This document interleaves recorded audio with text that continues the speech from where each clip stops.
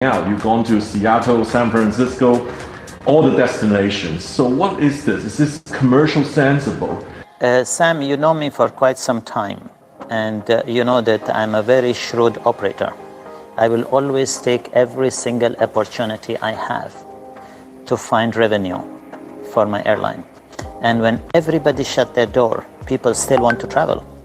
And there we are to serve them. We carried 3.8 million passengers. We repatriated them. When all the airlines left their passengers stranded, we were there. We will always go where we feel people need us, and we will always go where we know there is opportunity. Frankly, we are a state-owned company, so there is no question of bailout. Whatever funding we would get is an equity into the company. And we, the largest long-haul carrier operating in the world today, we received the lowest equity injection of any airline who have received billions in state aid and subsidy. Doctor, everybody's wondering when we were able to return to that normalcy of travel without wearing masks. The borders will be open traveling. Do you see that with the vaccine help is happening soon? So Sam, at the moment the advice from our Ministry of Public Health is that we should wear masks unless we're eating or drinking. But I'm quite convinced that with more data and more experience, we'll know that these vaccines are actually very, very safe, and that we will in future be able to travel without masks. Well, Sam, medically we'd like to try and vaccinate the whole world, but economically that's not going to be viable within the next few months. And so what we will find is that, certain countries will be able to vaccinate and their citizens will be able to travel more freely. It's an economic reality. Do you require passenger eventually to be vaccinated to onboard Qatar Airways? Eventually, I think that will be a requirement from many countries. For example, Australia will not allow people that are not vaccinated to enter the country. If this pandemic continues, and if there is no proper, robust treatment, I think many other countries will require that you have a vaccination passport to get in. Today we are focusing on serving our full lunch service for our 41 premium customers, including customers who are in the economy cabin.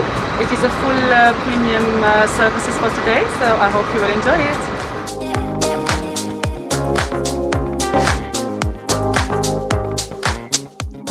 Duck is very nice because Rahma is given. Yeah, really. This duck is huge. Yes. Yeah, it's very good stuff. Yeah, are you sure that's amazing? Duck? Amazing. Yeah, you sure that is duck yeah, you're eating? Sure. Okay. Okay. Thank you. Funny guy. Now, how's your flight been? Oh, amazing flight, really. How much you traveled during the last year? Oh, I didn't travel during the last year. This is my first flight. You feel like same like before? Oh, amazing, especially with Qatar Airways. Seriously, cannot find the right words to describe our feeling today. Just getting back to our normal life, traveling. I'm so blessed. Me siento muy bendecida for this blessing, and I'm so lucky for being in this flight with all fully vaccinated people, enjoying these beautiful blue views and making history. Estamos haciendo historia.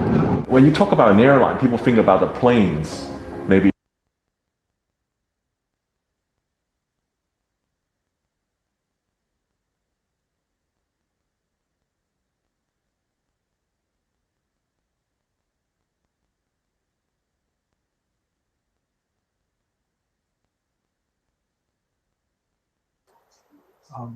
Good afternoon, everyone present in the webinar.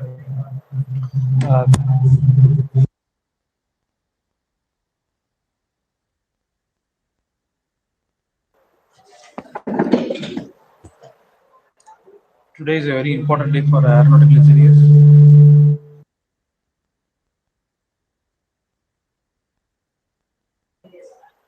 Today is a very important day for the aeronautical engineers.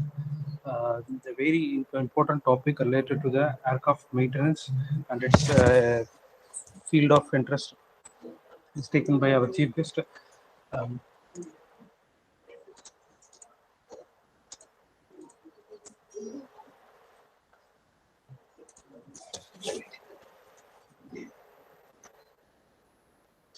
our chief guest, Mr. Thagapillai Kannan, Senior Maintenance Program Engineer, Qatar Airways.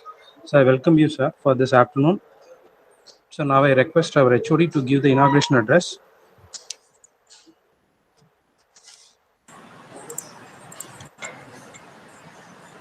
A very good afternoon to one and all who are joining this meeting.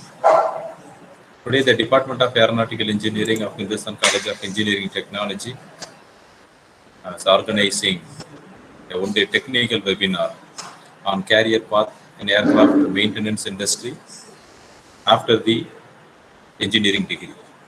So in this regard, today we have very apted and experienced a person with us. On behalf of the Hindusthan College of Engineering Technology and the Department of Aeronautical Engineering, I would like to give my warm welcome to Mr. Thagapillai.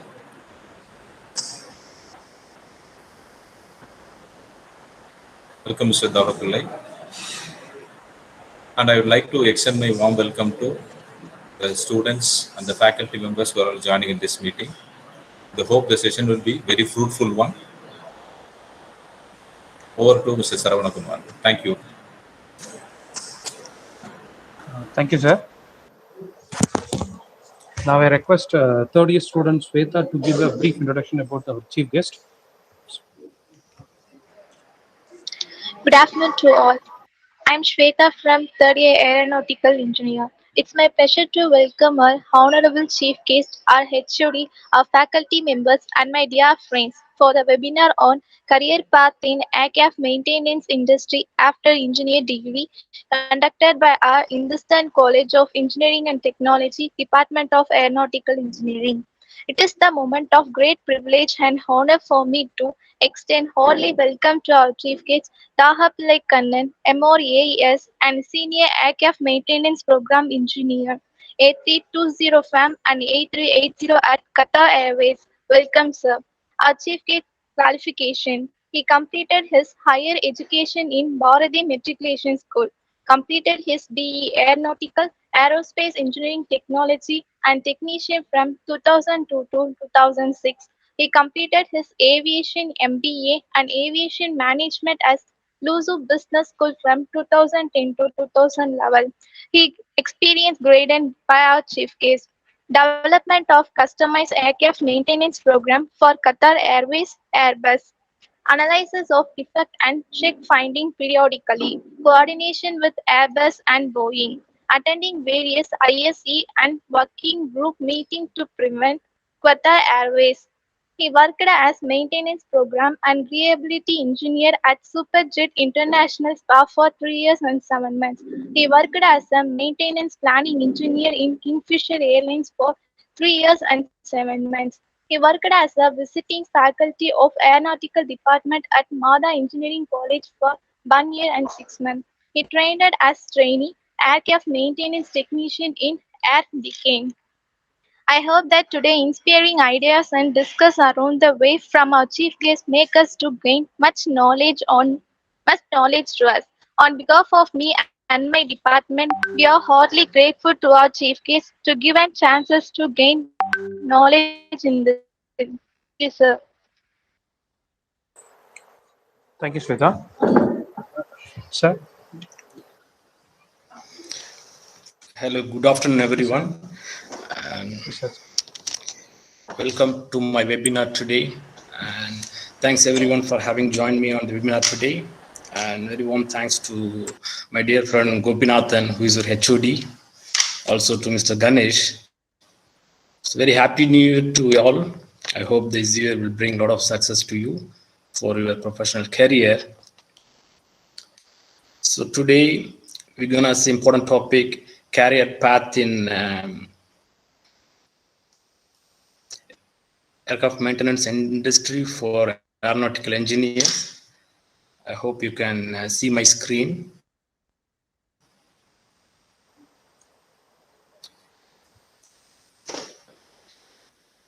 Sir, kindly share the As you screen. can, sorry. As you can see on the screen, a topic for today is a career path in aircraft maintenance industry after engineering degree. This talk is designed as a springboard for discussion for your future career in aircraft maintenance. And as we all know, the curriculum for aeronautical engineering is mostly designed for aircraft design and for R&D topics. And aircraft maintenance is very little. Gopi, your screen is not visible. Please. Sir, good afternoon, sir. Sir, your PPT is not visible, sir. One moment, please.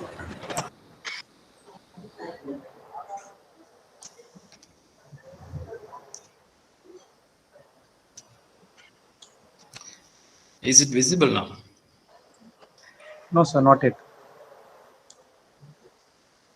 No? Yes, sir, now it is visible, sir. Now it is only presentation. Okay. Yes, sir. Okay. As you can see on the screen, the topic for today's webinar is career path in aircraft maintenance industry after engineering degree. As you all know, the curriculum has been designed for mostly for design topics that you guys have in engineering, and even we had in our engineering as well. So very little topics we discuss about aircraft maintenance as part of the curriculum in a bachelor degree. So I don't know if that is the reason that we never got into this airline field or in aircraft maintenance in general. Most of us after engineering, we tend to move towards the design field, and that's the pattern over the years and for decades as well. Starting from 2000 and even now, that's the trend going on. And I would like to see the trend changing now, at least because there are a lot of opportunities for aircraft maintenance, and particularly in India, the aviation field is now picking up, and people started using air travel more and more than in the past. And also there are a lot of new airlines coming up, so it means obviously there are a lot of new job opportunities for young talents. So I think it's high time that people like you guys who are coming out of the university, you should make use of this opportunity and make better use of it to join in aircraft maintenance field. So this webinar is structured as follows. So I'm gonna break down my session in the following few topics. Like the first one, I would like to give a brief introduction about fundamentals of aircraft maintenance. You guys, most of you may know what's happening in an aircraft maintenance field, but I would like to give you a general overview of what exactly is happening, at least just to take through you a bit inside of exactly what's happening there. And the second one, I would like to give you a brief introduction about the airline technical organization. So just to show you how airline technical organization is structured. Then the third topic is very important for you, and you guys will be more curious about that as well. What an airline is looking for from young talents. And the fourth one will be how to prepare yourself to be ready for a role in maintenance field.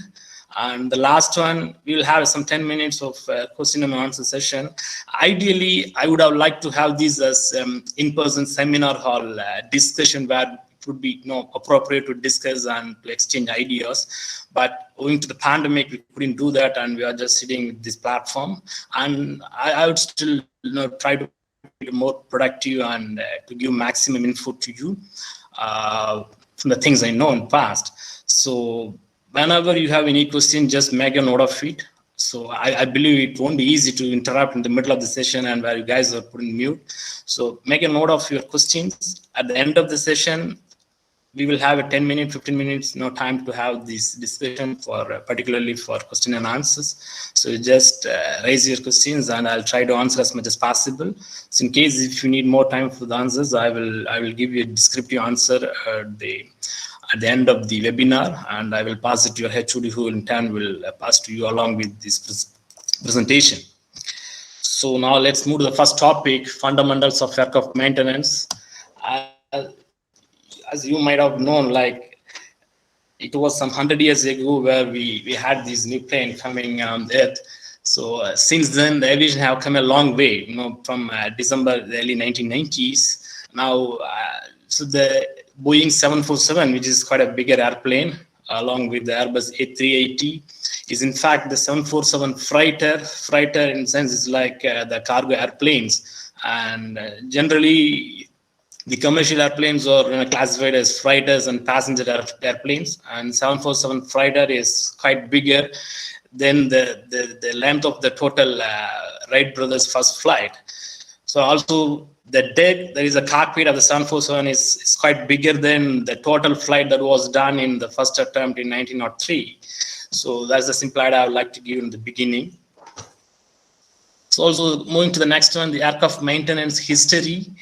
Also, the aviation maintenance has evolved a lot since the beginning. So in the past, like before 1950s, aircraft maintenance was completely a different subject, and it wasn't paid with a lot of attention.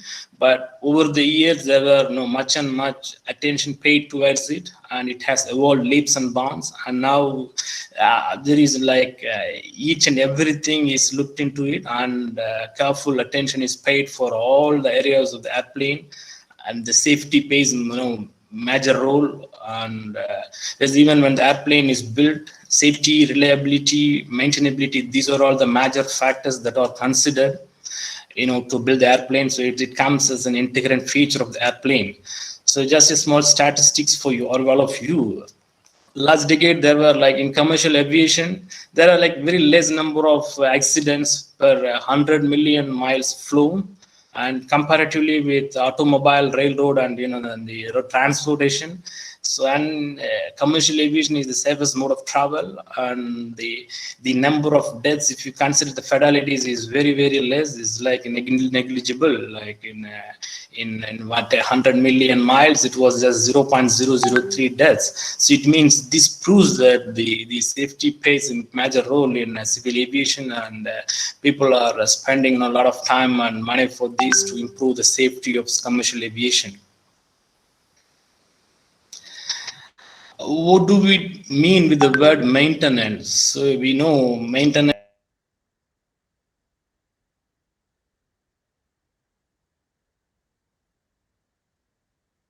So if we don't do the maintenance over the period of time, it may degrade, and the intended function of the machine may deteriorate as well.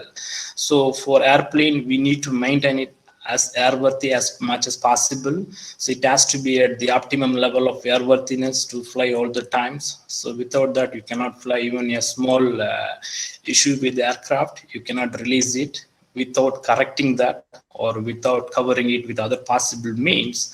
And I know this will be a bit of technical for all of you. We still need to discuss a bit on this before moving to the next topic about the career path. So I'm just giving a very basic, rudimentary level of introduction in aircraft maintenance, not going deep into that, just basic things.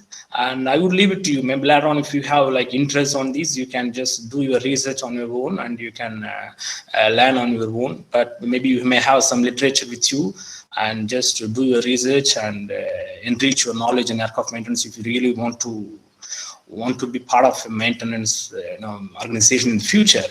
So it's maintenance is a science. This is execution relies sooner or later or on most of the other sciences. So it's an art basically. You need to restore the function of an item. By maintenance, it doesn't mean that you will improve a function of an item. All you will do is you will just restore it, because when a machine is built, it is built for an inherent function.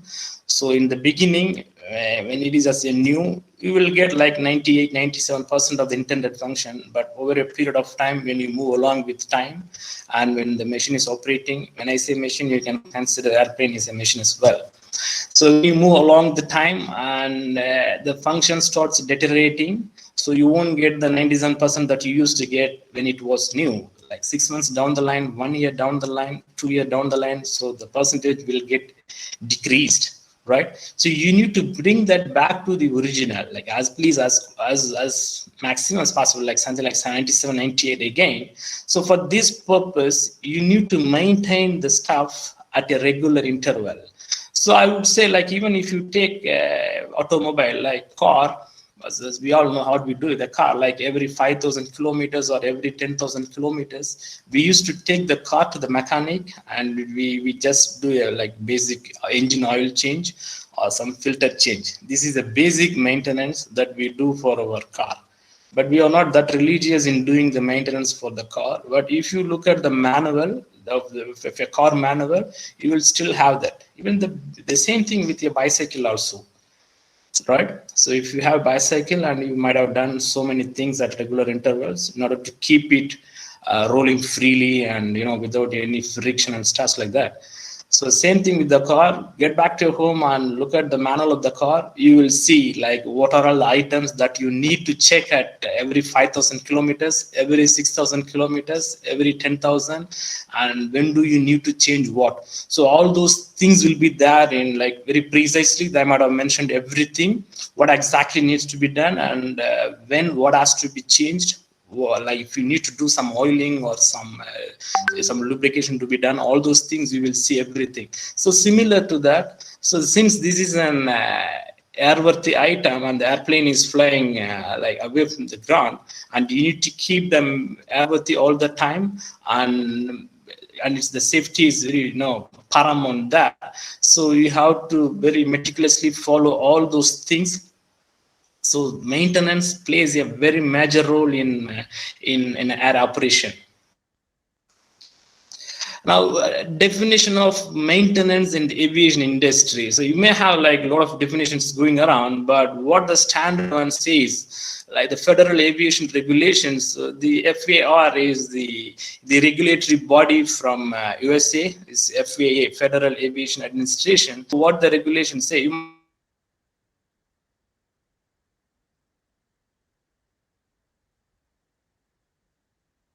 when you just pass across the presentation, you will see a lot of terms here and there. Maybe many of you might have known that in the past, but if something is new to you, you just later on I will share these slides to you through your HOD.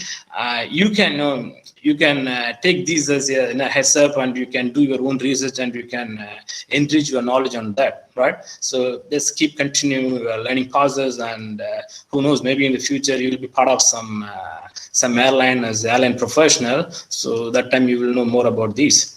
So the FAR, what the FAR states is like, it's the inspection, overall repair, preservation, and replacement of parts. So each term is a technical term, and each has its own unique meaning. I'm not going deep into that. I'm just giving very basic idea about these. Then later on, when you just take this as a beginning thing, then you will develop your own ideas about this. And another person who worked on Boeing 777, his idea about maintenance is something different. So maintenance is action necessary to sustain or restore the integrity and performance of the airplane, which is pretty much true, and which is what we discussed in the previous slides. So the above definition describe what maintenance people do, but do not what maintenance intended to accomplish. So there is a stark difference between what a maintenance personnel does on an airplane to restore its intended function, and what exactly the maintenance activity does on its own. So there is a difference. So then we come to that the maintenance is a process of ensuring that a system continually performs its intended function at its designed in level of reliability and safety. Right? So any machine is designed for a certain level of reliability and safety. When it goes below that intended level, it means it requires maintenance. So that is the time we do a set of maintenance activities to restore to its original function. So it emphasizes the notion that equipment was designed for a specific purpose with an inherent level of reliability and safety. So later on, when we go down, we will see what are those reliability things. Historical development, right? So the early days of aviation, in the early days, the maintenance programs, it wasn't paid that much attention. Like back in 1940s, 1950s, that time air travel wasn't that safe, and there were plenty of accidents, air accidents. Even if you look at the statistics of air safety report in the past, you'd see like a lot of incidents of different nature happened all over the world. So it's not like this. Even now we are seeing so many things happening all around. So here and there we see a lot of news happening. But if you go through the history, and if you look at the statistics some 60-70 years back, it was much worse than what we are witnessing now. So the main reason is that time it was like how we use our automobiles now. We just get something and it's fit to go and it's fine, and you just roll on with that until it hits somewhere and it really demands an action to restore it. So it's something like that. So there wasn't much focus on maintaining the airplane healthy and airworthy all the times. There wasn't a fixed program to perform the maintenance periodically and to keep the airplane safe and reliable all the times. So in the past, it was pretty much the people who were working on the aircraft. They used to tell what needs to be done based on their experience. So it was pretty much on a value judgment rather than an engineering judgment. So now at present we are delving on like engineering judgment. So we basically we are engineers and we use our analytical skills to see what exactly is happening and what needs to be done, and what is the we should not do over maintenance also in the name of restoring the function, in the name of keeping the aircraft airworthy all the times. We should not do over maintenance also. So it has to be at the optimum level. We should not do under maintenance, we should not do over maintenance also. So we should find a fine line where it is the optimum level of doing maintenance, because maintenance goes with the cost aspect as well. So when you talk about maintenance, it's a big cost area for the airline industry, right?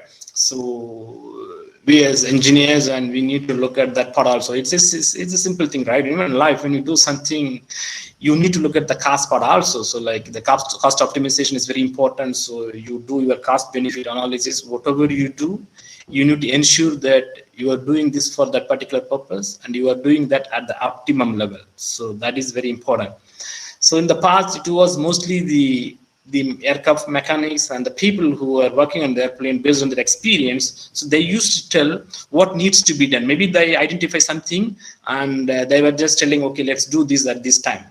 And for the similar aircraft, maybe on the other one, they weren't doing the same thing. So they saw something different there and they were doing that particular activity on that second aircraft. So it went like this. Right. So then the airlines started forming up. So in almost all the countries, they started their own airline, and with each airline coming up, and there were a need for regulatory authorities. Now, in almost all the countries, they have a regulatory body. As I already told you, in India, it is DGCA, Director General of Civil Aviation, and in USA, it's FAA, Federal Aviation Administration. And for the European Union, there is a safety agency, which is EASA, European Aviation and Safety Agency. And also in the independent European countries, they have their own authority in each European Union countries. So similarly, the neighbor countries in Singapore, Malaysia, they have their own authorities. So everything is controlled and monitored regularly. So you might have known the role of DGCA in India. So all the civil aviation is under the framework of the regulations of DGCA. Also the airport, it's coming under the DGCA regulations. So they have laid down certain rules and regulations on how to operate civil aircraft in India. So any airline is a new or old, they have to obey the rules and regulations of DGCA. Also, any foreign airline that lands on the Indian soil, they should obey the Indian authority as well. So that's how, with the development of airlines all over and the air travel becoming more and more popular, and these regulatory bodies emerged, and they paid more attention for the safety of the airplane, and which in turn, gives the safety to the people flying on that. So that's the idea behind it. And over the years, the number of accidents and small incidents have been reduced, gradually, and become, considerably. It's reduced a lot now. Now it's very, very negligible, and still we can say it's not up to the perfection level. And there is always, there are several ways that you'll find some human error there and other here and there, some technical things that go wrong. And still, I'd say it's evolving. Each mistake will lead to a new correction and to find a new way to avoid that. So things are improving, but safe to say that things are much better than it was some 50 years back. In the early days of aviation maintenance, maintenance was performed as necessary. That's what we are doing for our automobiles now. So we are just doing when it is necessary, but it's not the case. If you're a owner of a car and if you just go and look at your manual, you'll definitely see that it has a manual where you need to do certain things at regular intervals.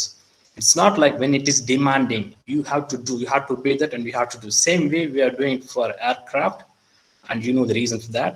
And the aircraft often requires several hours of maintenance time for every flight hour. Actually, when the airplane is flying, as seen in your air structure, it is the structural load is for it's pressurized. For every flight, it's pressurized, so the fuselage is taking a lot of load.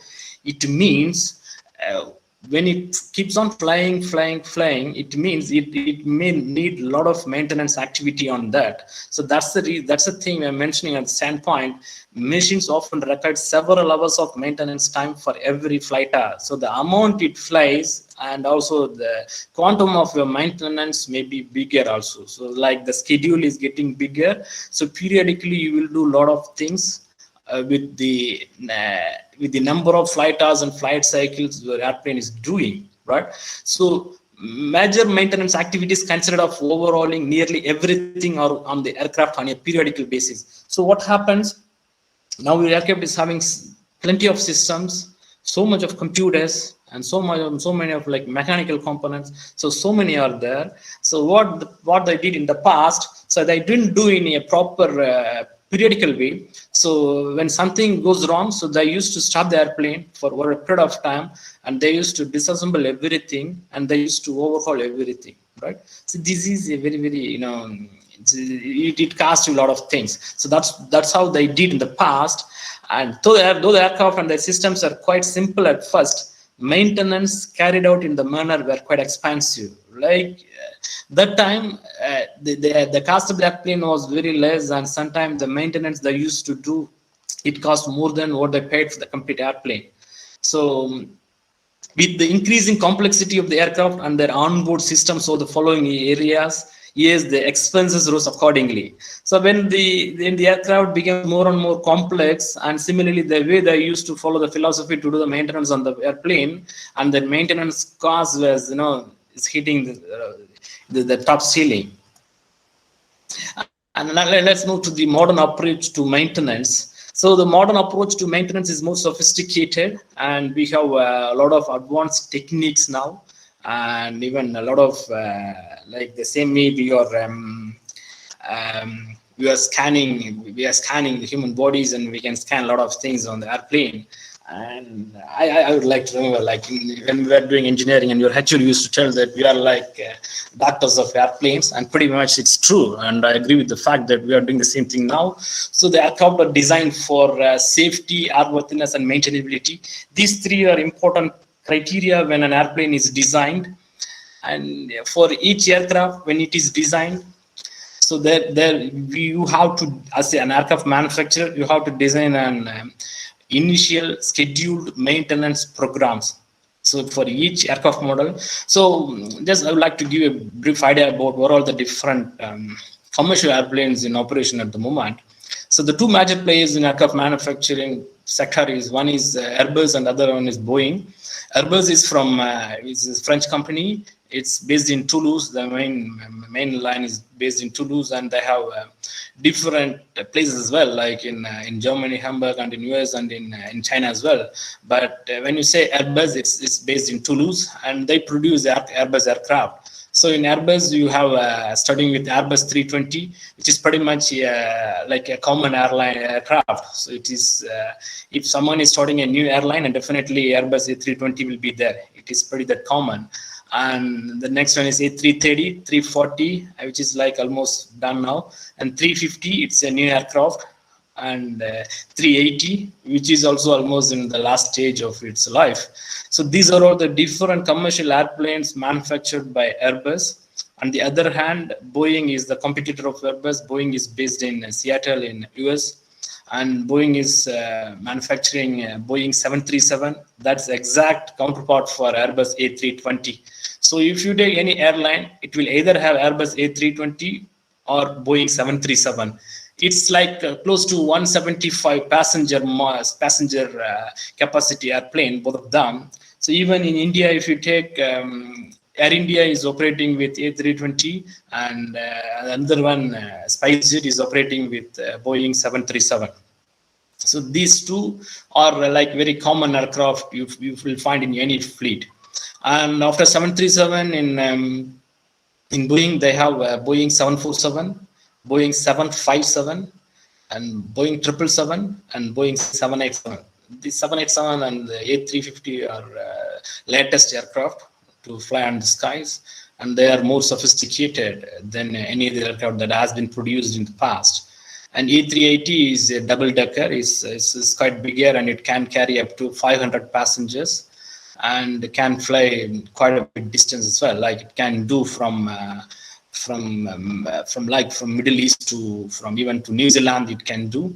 So it has quite a good range as well. So apart from these two are the major aircraft manufacturers. So apart from these two, we have ATR, which is also based in Toulouse. It's a turboprop. And for these two, Airbus and Boeing, it's all turbofan engines. So all of them are turbofans. For ATR, it's a turboprop engine. So you'll have a propeller in front of the engine. And you might have seen the different types of engines like turbojet, turbofan, and turboprop, and turboshout, all those things, right? So you may remember what it is, and you know the terminologies involved in that. So Airbus, Boeing, then ATR, and apart from these, there are some like small players. Like there is one Embraer, which is from Brazil, and there used to be an airline called Paramount Airways, like some 10 years back in India. The base was in Chennai, and unfortunately it was closed, and they used to fly with Embraer aircraft. And another one is Bombardier. It's from Canada. Right now, SpiceJet is flying with Bombardier aircraft. So we in India, we can see Bombardier also. If you go to any airport where SpiceJet are flying, you can see a Bombardier aircraft also.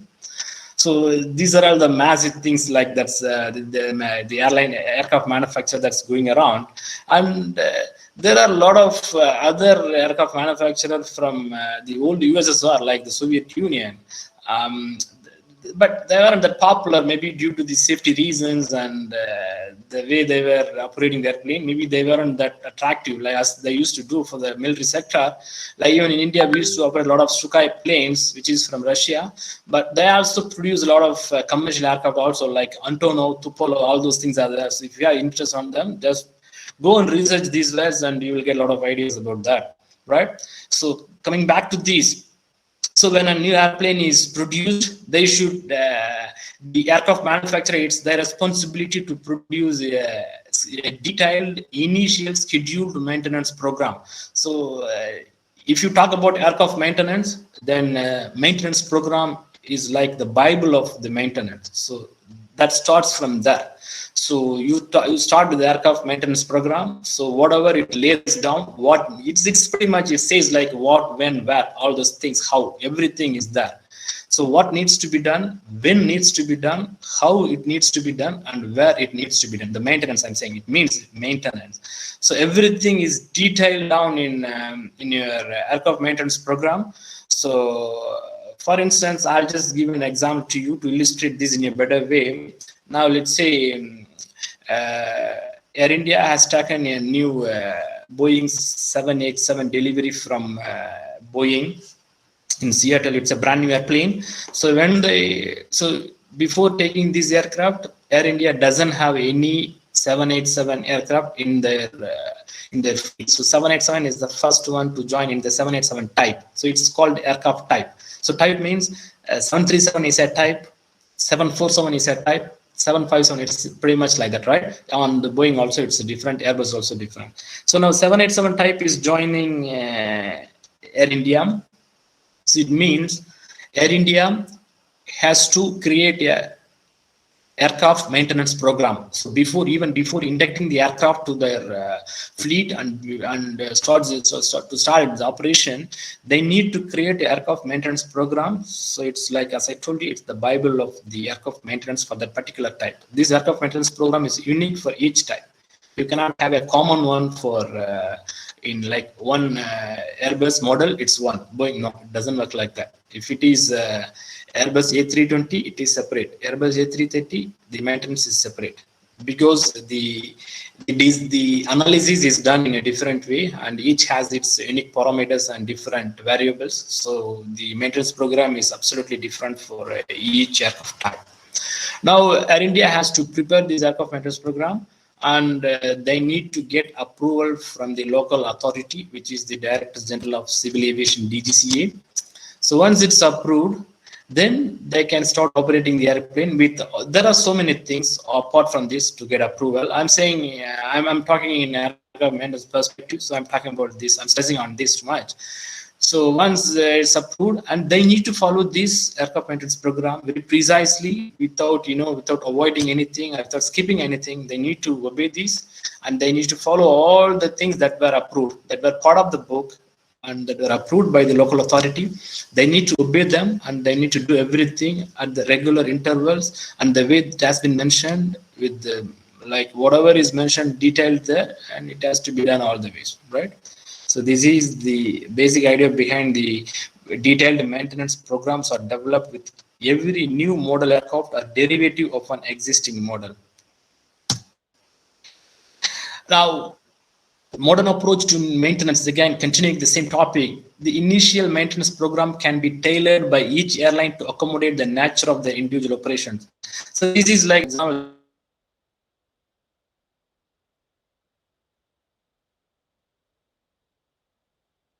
All the different climatic conditions and the circumstances and environment.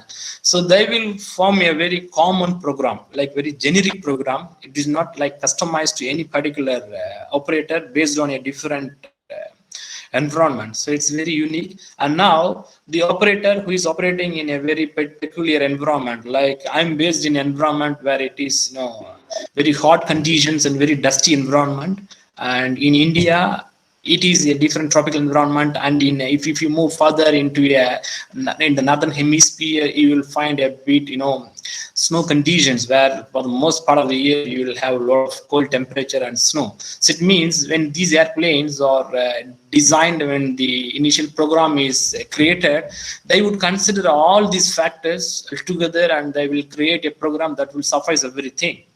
But when you take for your own conditions, you will customize based on your conditions, and your local regulatory body may impose something on your program. So you will consider everything before customizing your own requirement, maintenance requirement, and you will create that in order to make your aircraft suitable for operation in your place. These ensures continued airworthy operation under any circumstances. Such a sophisticated approach requires sophisticated management, both in development of initial maintenance programs. All these things we already discussed. Accomplishment of all that is necessary to maintain that superior record of safety. Again, the same thing. After all, the skills and techniques have improved immensely over the 100-year history of flight, but we haven't quite reached total perfection, and it's not possible. Now, going to the next part, I'd like to give a brief idea about the different types of maintenance done on the aircraft.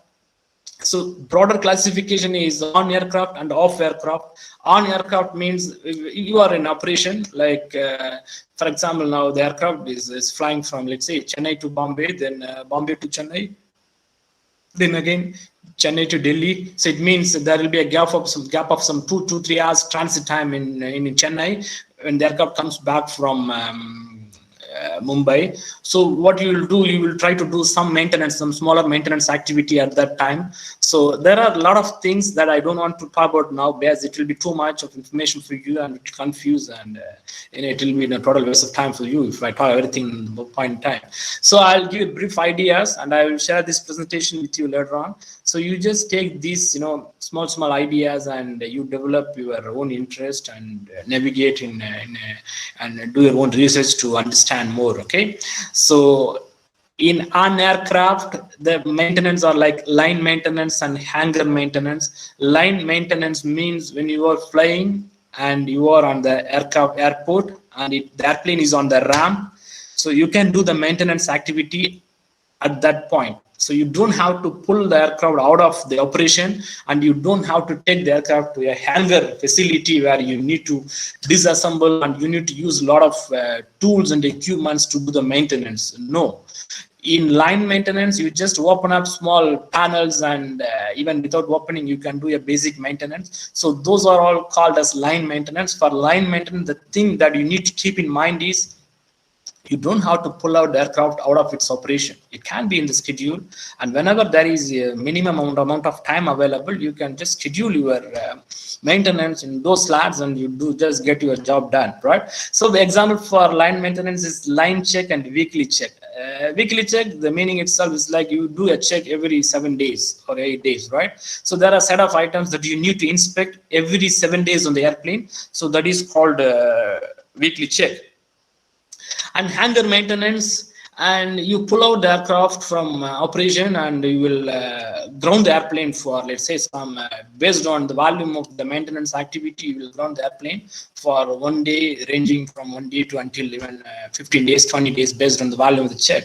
So there are different types of checks. You will do A check, C check, and structural inspections.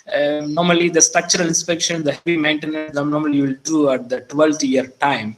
So that you will strip down the complete airplane, and you will do a complete check of everything with a lot of things involved. It may take sometimes from 20 to 30 days, that one. So that's completely different story. The A checks, maybe it may range like some 1 day, 1 to 2 days. And C checks, sometimes it may be like some 8 to 10 days. So these are all the different, these are all, again, I'm saying scheduled maintenance, right?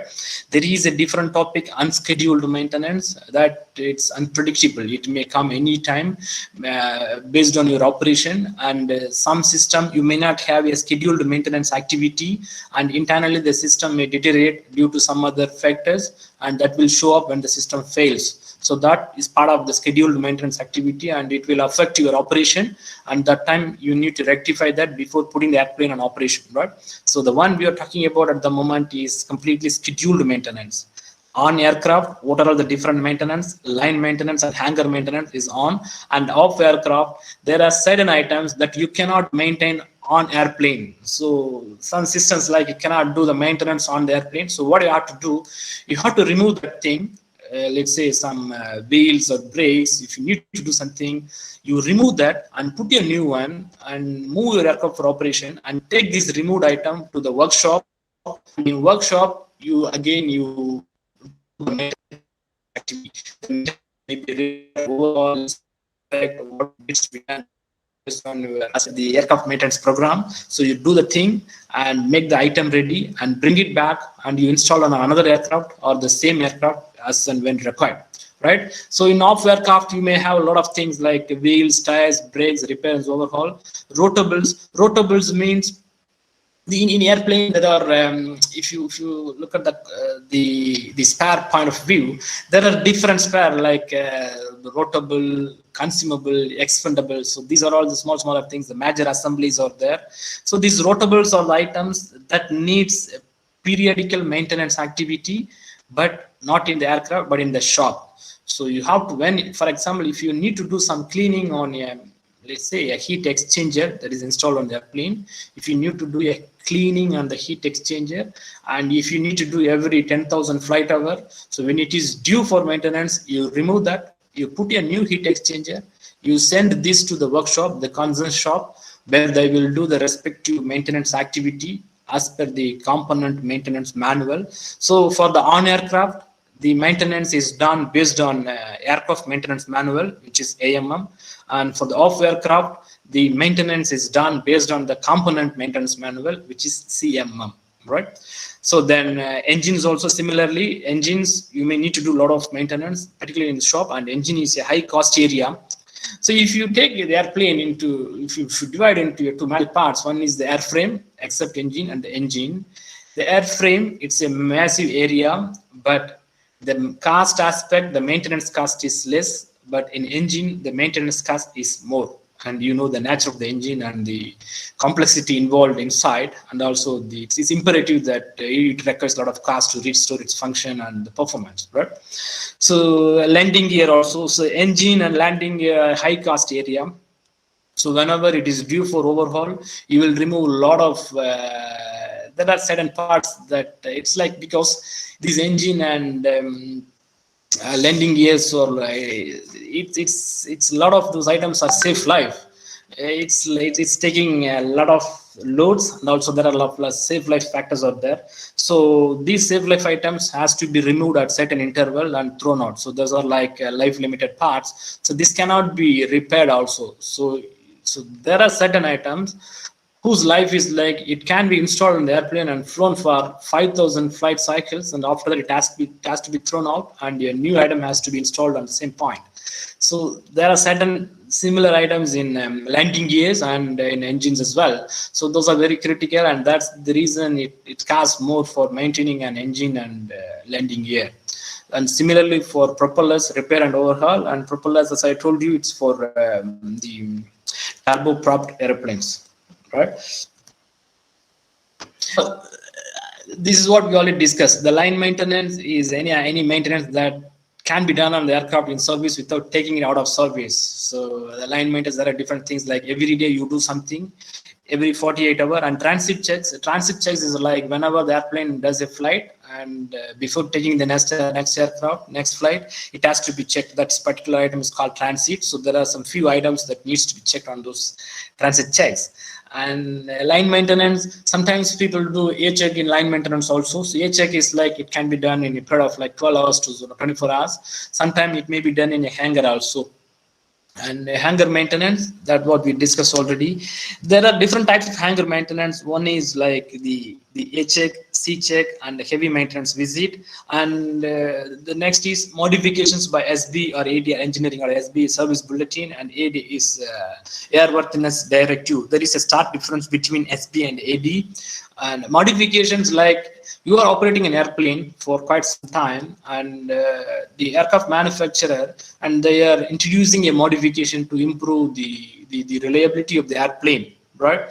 Or something, there was an incident, there is a massive incident here and there, and it's a thing to worry about. And what they are doing, they will investigate it, and then they will find that, okay, this particular thing has to be modified, this particular item has to be improved, so this unit has to be replaced and installed with a new one. So they will issue a modification across the airplane that is flying. So those kind of items, or they issue a service bulletin, like additional work that needs to be done to replace an item that is already in the airplane with a new one, in order to improve the reliability or performance of the airplane. Or AD is airworthiness directive. It is a very mandatory one, and AD is issued by the state of regulatory body. To make it very clear on this, for example, now I'm pretty sure you might have seen on news, like last year there are several incidents regarding Boeing 737 MAX, and it had some issues. And before that, there used to be issue with 787 aircraft batteries. So when these kind of issues emerge, so the regulatory body, like if it is an Airbus airplane, the EASA will react, and if it is a Boeing airplane, FAA will react. So what they will do, they will take that into consideration, and they will react immediately, and they will mandate. So mandate means because it endangers the safety of the airplane. So what they will do, they will ask all the operators to do certain action immediately without postponing it. So that's called AD. So this is very mandatory, and it needs to be done. So next time, if you come across any incident or any catastrophic event in air transport, maybe it will be followed up by something like this, and you can track down in the news. So, and special inspections required by the airline on the painting of the aircraft and aircraft interior modifications. So these are all for internal things.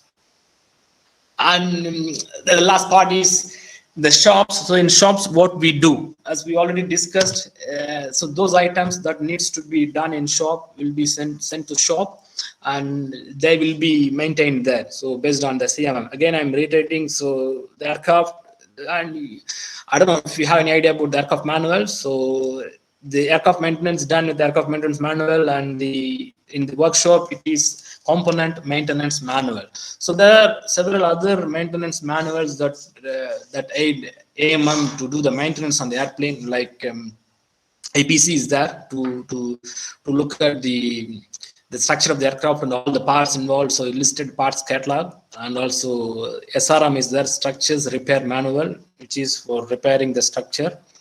And TSM is there, troubleshooting manual. So the troubleshooting manual is for the unscheduled maintenance, okay, that we see in the latter part. The next one is the reliability. So reliability is an important topic. So I'm touching the topics that you guys may get a chance to work in the future. Like as an aeronautical engineer, you will have a lot of places to work in an airline, and I'm touching those areas where you will get to work in the future. Okay, so I'm not covering all the topics. So just giving a basic ideas about what are the areas you need to know a bit. And tomorrow, if you go for a job interview, you can have some basic ideas about these, and you can express your interest, and you can show them that you know here and there bits and pieces about aircraft maintenance. So hopefully this will help you sometime somewhere in the future. So the reliability, so you might have known reliability, the probability that a system or equipment will survive without failure to a specified operating age under specified operating conditions. And in aviation, reliability plays a massive role. Okay, in the aviation industry, the reliability measures the probability of survival. So the aircraft is designed with an inherent reliability, and we have a scheduled maintenance program. This scheduled maintenance program, by no means it is not to improve the reliability of the airplane, but it is to just maintain the reliability of the airplane. This thing you have to understand. So okay, so whatever maintenance activity we are doing on the airplane, it is not to improve anything, it is just to maintain. It is just to maintain the consistency of the airplane, the function of the systems, and to maintain the inherent reliability of the airplane. So these are all the basic things that you need to keep in your mind. So the inherent reliability, so how it is maintained, it is a function of the design, the airplane, how it's designed, plus the maintenance, the scheduled maintenance. So all the time we are talking about maintenance here, it refers to scheduled maintenance. Nowhere it refers to unscheduled maintenance. That is a different topic. So here we are talking about scheduled maintenance. Okay, so the inherent reliability is a function of design and maintenance. So, and in order to increase the inherent reliability, product improvement is required. It means, see, you have designed an airplane to certain design conditions, and you are expecting certain functions from it. Okay, so over the year when you are operating, the function starts to deteriorate, so you will not get the intended function from it. So just to maintain that, you need to do the maintenance, and the required maintenance has to be done. This is over a period of time, you feel that you need more function from it to do a modification to improve the design feature. Okay, that is the delta inherent reliability is equal to product improvement. So when you want to increase the reliability of the aircraft, you need to improve the product, which means again it costs too much. Okay, so now we talk about the scheduled maintenance and unscheduled maintenance. So already we saw what are all the different scheduled maintenance, like on aircraft, off aircraft, and on aircraft what is line maintenance and hangar maintenance. So all of them comes under scheduled maintenance. Now we talk about the scheduled maintenance and unscheduled maintenance. So scheduled maintenance comes from the book, the aircraft maintenance program, that is produced in the beginning of the operation, and it keeps evolving. Every time there is a recommendation from the aircraft manufacturer or the engine manufacturer or the regulatory body or whoever is associated with the aircraft. Whenever there is a recommendation, you have to embody them as required based on your operation requirement, right? So this scheduled maintenance, it's coming from that. Also the recommendations from the aircraft manufacturer. So whatever they are periodically, whatever they are based on the, the analysis of the individual aircraft operations, So whatever they are providing, you need to review them, and you need to see if it is acceptable to your aircraft, and you need to do them as well. So that is a scheduled maintenance performed in accordance with approved operator maintenance program on serviceable aircraft. Scheduled maintenance aimed at preventing failures and reducing AOG situations due to technical problems. So AOG is an important acronym in air operations. AOG means the aircraft on ground. It means it's affecting your operations and it's pulled out of the operation. And there is some technical issue on that, and the aircraft cannot fly until the technical issue is fixed. When there's an AOG, it means it's asking for an unscheduled maintenance. So unscheduled maintenance is the maintenance performed on an aircraft that was not planned and arose as a result of problems in the course of normal operation. So it's like you are operating and maybe your aircraft is due for a scheduled maintenance 2 days later, but today you see some kind of fuel leak on the wing area or some hydraulic leak on the landing gear. It means it is an unacceptable condition. You cannot fly the aircraft with that. So you need to ensure that the issue is fixed. Before that, you need to find out what is the root cause of that and you fix it. Or there are ways to allow it also that we will learn in the future. So, but you need to ensure that the issues are attended to and it's fixed before flying the next flight. And these defects, this unscheduled maintenance can be due to various ways, and two major ways of from pilots. When the pilot is operating the aircraft and he may identify something abnormal on the systems and he may note it down, and we need to correct that before the next flight. And also the maintenance crew, when they are inspecting the airplane, they may find something abnormal, and those needs to be attended to. And this is an important one for the maintenance cost versus reliability. If you look at the slide and look at the graph, so on the y-axis I have maintenance cost, and on the x-axis I have reliability. So if you see the line that starts from the bottom left, which starts with the low, that is prevention cost. Okay, so the prevention cost is for the scheduled maintenance. It's just scheduled maintenance, product improvement. Okay, it's not for the unscheduled. It's for the scheduled maintenance, product improvement. On the other line that starts from the top and goes down, which is the correction cost, it's for the unscheduled maintenance. So if you look carefully, if you pay more for the prevention cost, your correction cost is very less. It means if you are overdoing maintenance, if you are doing a lot of things that are not really required, and you will not have any interruptions, because even the system fails, before the system fails, you are doing something on that to prevent it. So you are doing, paying extra cost to do that maintenance. So in that aspect, your unscheduled maintenance comes down and the reliability is high as well. But is it good? No, definitely not, because you are overdoing and you are not doing the optimum level of maintenance, right? The cost is maximum, the reliability is maximum as well, but the cost is too much and it's not viable as well.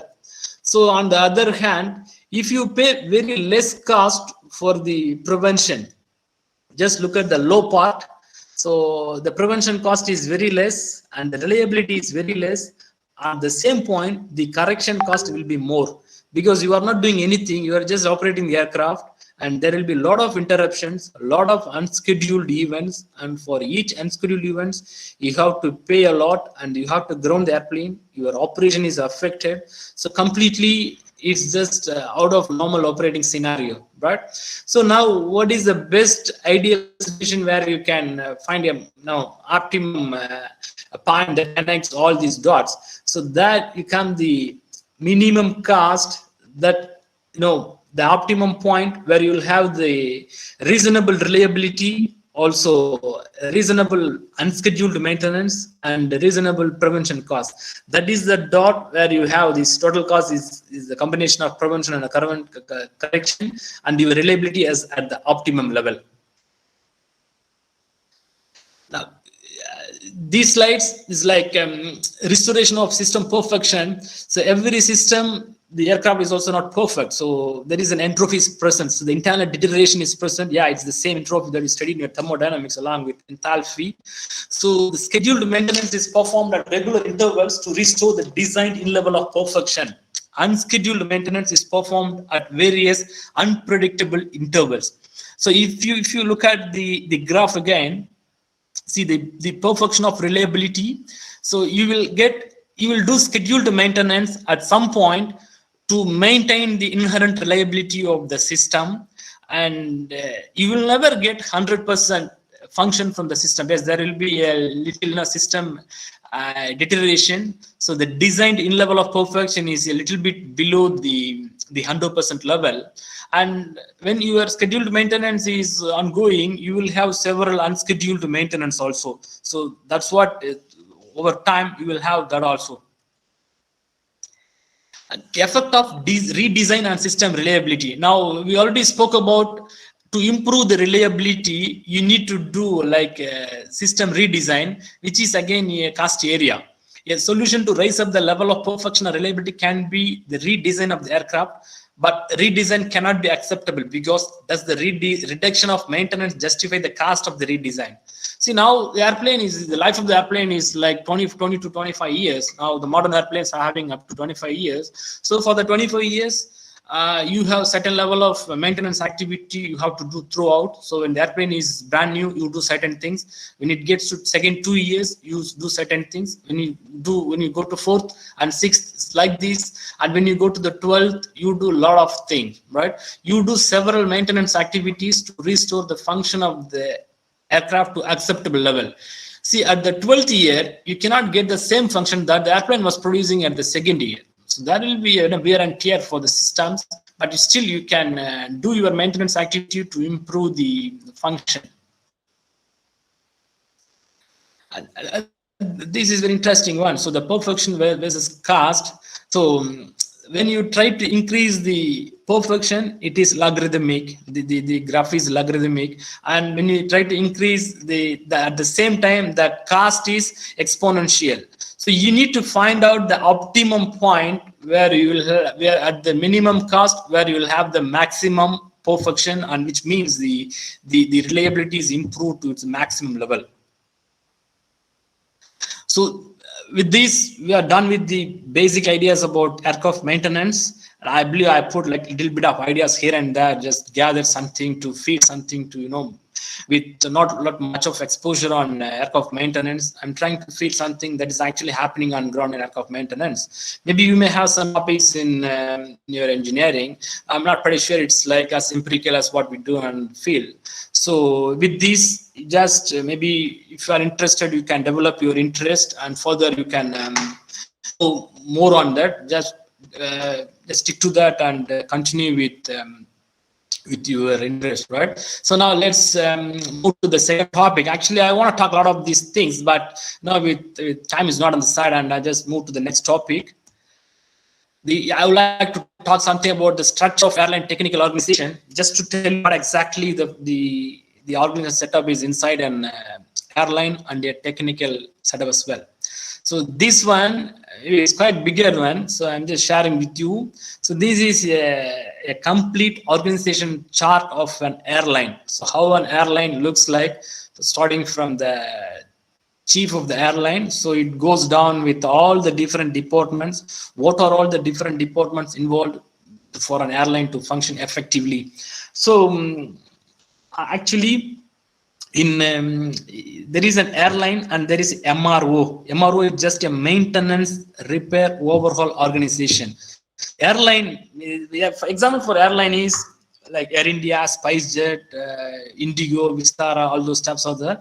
And for MRO in India, we have there is one Airworks MRO it is, and GMR it is in Hosur. So these are all the major MROs. It's independent MRO. It means these MRO, they don't operate air travel. So they don't have aircraft. They don't do airline business. It's just MRO. It's pretty much they will get others aircraft and they will do maintenance on their aircraft. So it's working like that. So two major MROs in India are Airworks and GMR. Airworks is located in several cities. More precisely, in the closer to Coimbatore is in Cochin and in Bangalore and in several other cities as well. And GMR is based in Hyderabad. So why I'm saying, referring these names, so these are all the places where you can try for your jobs, even if it is a traineeship after engineering. So that is like a goal. You can just that's the classic way to join an airline, right? Airline or MRO job. You try to join as a trainee. Just build your career from that. Let's talk more on that in the coming slides. So this particular organization chart is for airline. So it's pretty much maybe a reduced one with a lot of unwanted departments for the MRO. So it will be pretty similar to this. And if you look at this, there is one particular area is technical. So this is the place where you guys will be, look for jobs in the future. So the other departments or the departments that are required to run your airline smoothly, and the technical functions are under technical. So later on, when you have time, you can go through this. Next, we move to the technical chart. So this is an interesting chart. There are a lot of other sections also. I haven't put them here. Maybe not that significant. I put all the significant items, and I put all the areas that you guys will have a chance to work with in the future. So these are all the areas, as almost all the places where engineering graduates are required, and so we will talk about that in the coming slides. So the CDO is like Chief Technical Officer. He's the head of technical. So it may be called in different terms in different organizations. Use this chief technical officer, and in any technical organization there will be a quality assurance and safety organization as also. So they are like police for the complete setup. And three major classifications under the technical or engineering, maintenance, and supply chain. Okay, so these are all the three major divisions I classified here. And again, I'm saying I put all those sections that you guys will stand a chance in the future to be part of.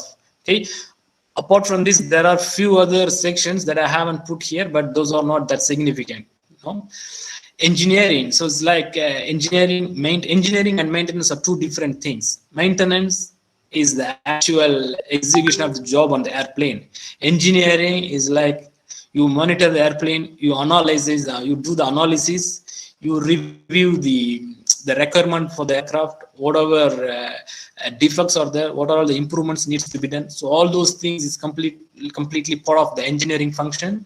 And in maintenance, again, it's the same. If you look at the maintenance, there is a line maintenance, hangar base maintenance, and workshop. So the line hangar is on aircraft and workshop is off aircraft, right? So everything is interlinked. If you think about the previous slides, and you can easily connect them here. And when I talk about the maintenance, for maintenance, I think most of you may know, there is a course called Aircraft Maintenance Engineering. And even in Coimbatore, there is an institute, a very familiar institute. It's been for ages, like for more than 4 decades now.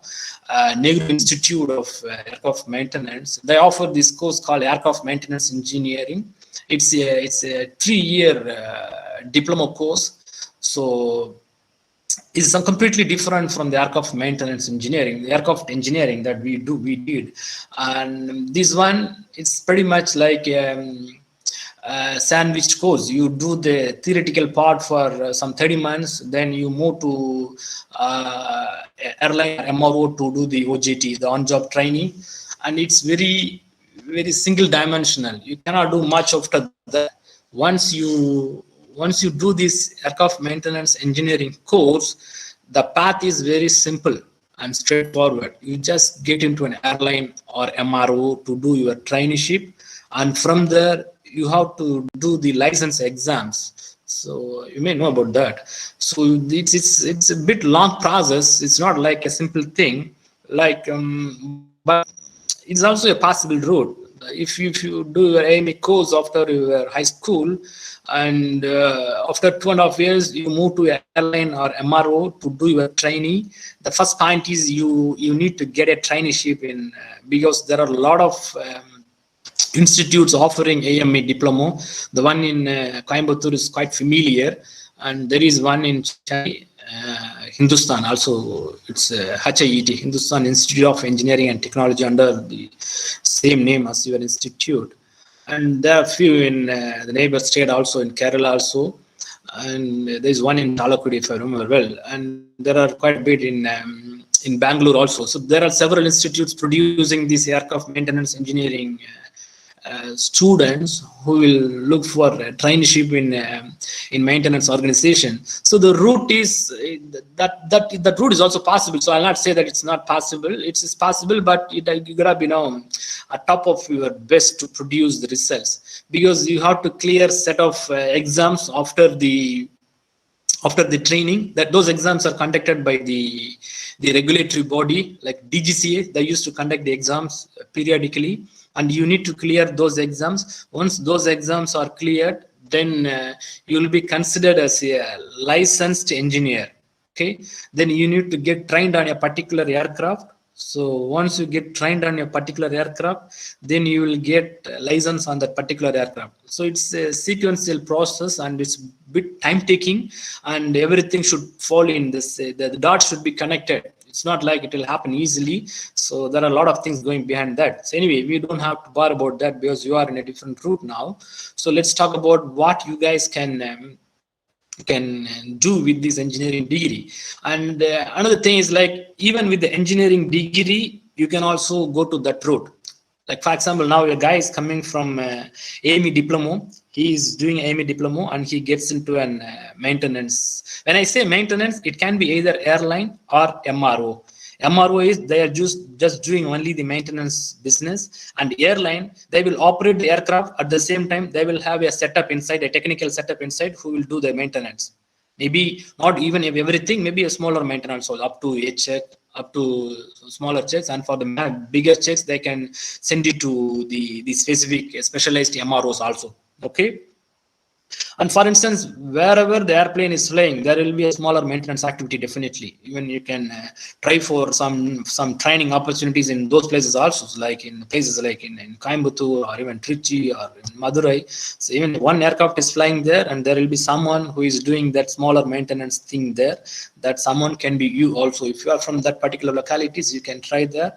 You get in touch with the people there, and you can try to start your career there. And another important thing I like to stress here is, like, in life, you have to make two important decisions, at least from my experience, that I would say like this. Two important decisions. One is in professional career. Okay, one is when you are changing from high school to university, and the second one is from university to job. Okay, these two are very important, and it's imperative that you make a wise decision at these 2 points. I understand that at 18 years of age, when you are after the high school, we may not be at that point to make a wise decision, and you need a wise head on the shoulders in the form of your father or someone in the family. And I'm pretty sure most of you may be like first degree graduate, first graduate in your family. So those are not easy things. But anyway, you guys are in a better place now, and somehow you found a nice course in the nice place, either by merit or by some other means. And at 18, if you don't make a right choice, and you may regret forever in the future. Now for you, that part is done. You have done a wise decision, and now you are in a good place with a beautiful course. So in maybe some of you maybe will complete the engineering in another 6 months, and some of you will complete in another 18 months, right? So once your engineering degree is done, the second part is very important for you, where you make a decision what to do for the career. And I agree with some of you are, in a situation where you need to start earning right after the degree, and you need to do that because you need to support your family, and there's a family behind you. And those of you, I can't say much. You still try to find a job in aviation field, and if not, you do whatever you want and whatever is there, and don't leave anything. Okay, there's always get a second chance. When there is something to grab, and just grab it gleefully and just go with that and be happy with that. That's the funda in life. So for those, you just take whatever is available right after the university to support the family and go with that. But for those who can So the family is not depending on you and they can be on their own. And when you have time to choose your career, just don't get into these software things, because it doesn't make any sense to me, at least, because I may be wrong, but it's my personal opinion. I don't like the idea that people are trying hard to join this aeronautical engineering course, which is pretty much a specific course, right? It's not like pretty much a computer science or like information technology course where it's available in all the colleges. Because when we started aeronautical engineering, it was only four college, and one of them was Anna University, MIT, so it's out of syllabus. So only 3 were there. So but now at one point, I believe it used to be something like 60 plus, and now I don't know what is the number of that. So it's very unique and specific, and even now there is a value for aeronautical engineering. Maybe, I don't know in India, but abroad, if you go with aeronautical engineering, definitely it has a lot of values, and an aeronautical engineering degree is an aeronautical engineering degree. Yeah, mechanical is different. Okay, why I'm saying mechanical, I'll get back to that in the later part. So what you have to do, you just for the sake of getting your job, and I'm pretty sure you will be curious to get into a payroll of some company, to start earning and to get the feel of working every day. It's there, it's important, and it has to be there. That appetite has to be there. But at the same time, you need to do what you have learned. You need to do what you are destined for, right? So you learn something for 4 years, and you need to make use of it. You should not just go to some place where you do something just like that. Yes, I'm sure all you guys are aeronautical engineering graduates. That's the reason I'm telling. And I specifically, as a senior to you, my interest, my humble request is for you is to use this, the knowledge you gained over the years, imparted by guys like your HOD and other people, could be Ganesh and all those things. You make use of it and get into a place where you can impart your knowledge and develop something in the field of aeronautical engineering. Let it be aircraft design or in research or in aircraft maintenance or whatever it is, or in academics. Just stick to this, because you did something to achieve this point and you continue with that, because it makes no sense, absolutely, at least to me, it's 0 sense to just skip 4 years you do something in aeronautical engineering. Maybe many of you, I'm pretty sure you still will go for some other jobs, but to go to that job, you could have taken some other course, right? For the same one, where you can study all those stuffs from the engineering itself. So that's the second point where you need to make a wise decision. The first one, someone helped, or on your own, you did a very good decisions. It's appreciation for that. Now the second one, in 6 months down the line, you need to make the decision, and it means you cannot wait until May, June to make it. And in final year itself, you should start thinking about your future, what you have to do, and keep your goal and work towards that. I would say, like, when I was in my final year, there weren't many to advise me like these or to give me insights, or even this is the case with those 2 guys with you there. We never had this kind of, guidance in when we were doing our engineering. So we just did something, and I never thought about my future till the 7th, 8th semester. And after the 8th semester, and your HOD and myself were in Bangalore for we were walking in the streets trying for any job. And in one instance I want to mention here, we traveled for some 500 kilometers from Chennai down south for one job interview, and they were paying for something like few thousand rupees just for a teaching post. So those things, we did all those things in the past, right? Because we didn't have that, we had that fire to do something, but we didn't have that guidance. So we were like very young at that point. So now you have very good guidance, and there are people who are willing to help you guys. So make use of it, approach them, ask them, show your interest, what you want to do. Just talk to them, ask questions, get clarified. So if you don't ask, if you don't talk, you'll never get anything. People may think that, okay, you are like satisfied with the things going around you, right? So you talk, and at least in the final year, for the first 3 years, you can study your subjects and you can do your part. In my personal opinion, when you are in the final year, maybe you can pay like some 25 to 30% of your time for the curriculum, and the rest 60 to 70% you gotta pay for your for your career in terms of personality development. Like, you have to improve your communication skills, and many of you might have come from rural areas, so forget about all those things. Many of you may come from Tamil medium background, forget about all those things. Just think that you are there and you belong to the stage and you develop yourself, study a lot and learn more things about aviation. When you are in the aviation, you need to be there, right? Don't just do for the sake of engineering, aeronautical engineering, and move away from that to do something else. All right. This is my humble opinion. Maybe don't take me wrongly. Then, so just stick to the things that you want to do. You never deviate from these.